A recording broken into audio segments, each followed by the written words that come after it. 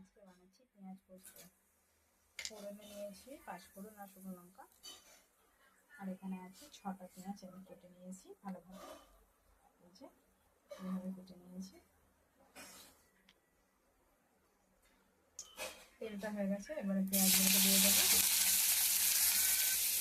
এবারে হালকা একটু নাড়াচাড়া করে নেবো। এবারে পোস্তটা, এই যেখানে পোস্ত আছে আমি এটাকে বেটে নেবো ভালোভাবে।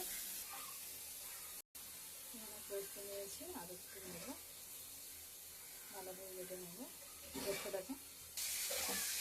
পেঁয়াজটাকে ভালোভাবে লাল লাল করে ভেজে নেবো।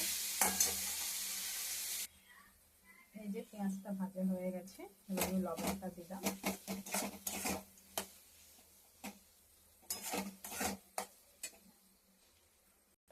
পোস্ত বেটে নিয়েছি, এই যে পোস্তটা দিয়ে দিলাম।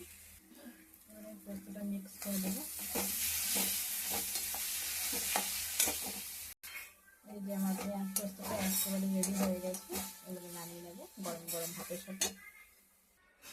এই যে একেবারে রেডি হয়ে গেছে পেঁয়াজ পোস্ত। যদি কারো ভালো লাগে তো অবশ্যই লাইক কমেন্ট শেয়ার করে দেবেন, আমার চ্যানেলটাকে সাবস্ক্রাইব করে দেবেন। কেমন লাগলো পেঁয়াজ পোস্ত অবশ্যই কমেন্টে জানাবেন। Thank you.